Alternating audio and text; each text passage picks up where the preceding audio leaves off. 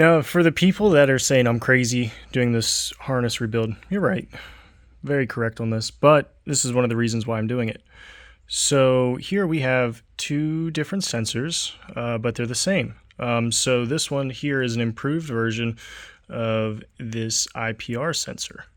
So it locks on, it's got this little swivel and it locks in place on two teeth on either side.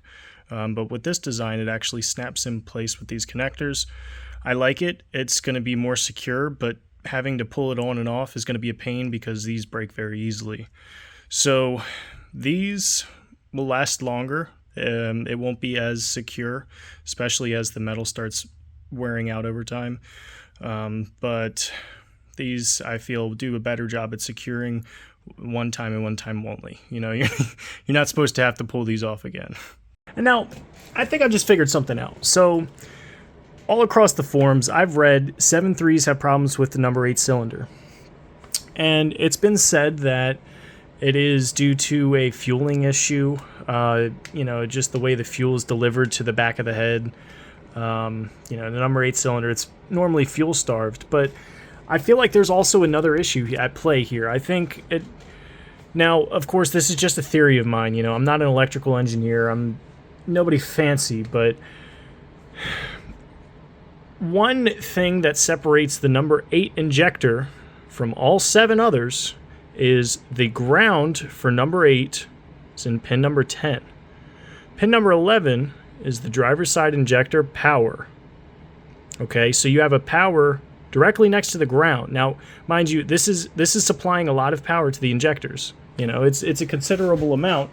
So, if you look here on this harness, which actually I might need to turn my light on, you can see pin number 10 right down there.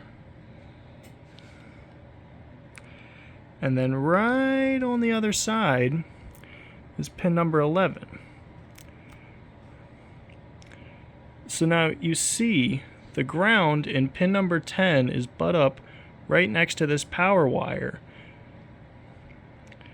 Now, I don't know if there's any, there's interference within the connector itself or somewhere else along the wire where they run together, but there was a considerable amount of effort to try and shield these grounds, and yet pin number 9 over here on this connector, right down there, see that empty space with that circle?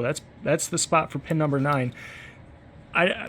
Why wouldn't they put the ground there and isolate the power wires up here? Because you'd be able to have a spot open. Don't mind that broken wire.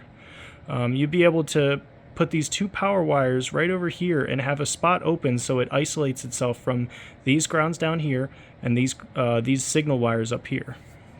So just thoughts that I'm looking at. Obviously, I'm going to be redoing this harness anyway, so I'm going to try to make some modifications just to make sure that any potential interference issues are completely resolved, because that is one thing I do not want to have with a brand new harness. Another reason why I've wanted to redo this harness is because the system has been very inconsistent. I haven't been able to get accurate readings for certain sensors. One of them is the ICP sensor.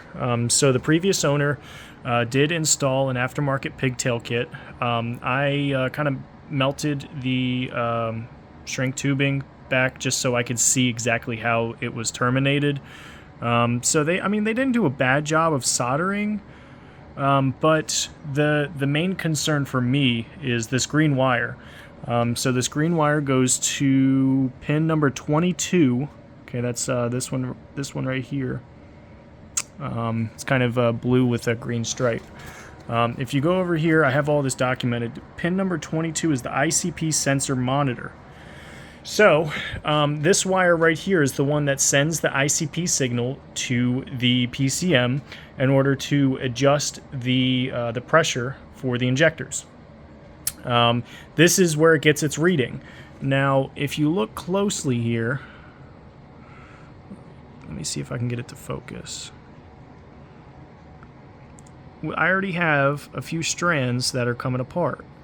Now, I've been very gentle with it, trying not to disturb the wires or cause any further damage, but it's clear here that these were just missed when the soldering was going on.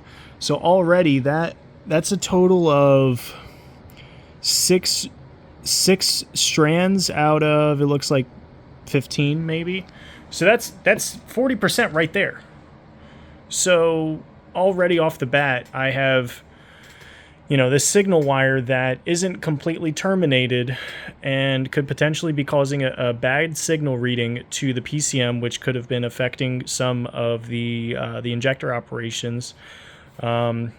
Now, I do also have to look at a couple other sensors, but this is, I'm just going through each issue individually and just documenting this along the way.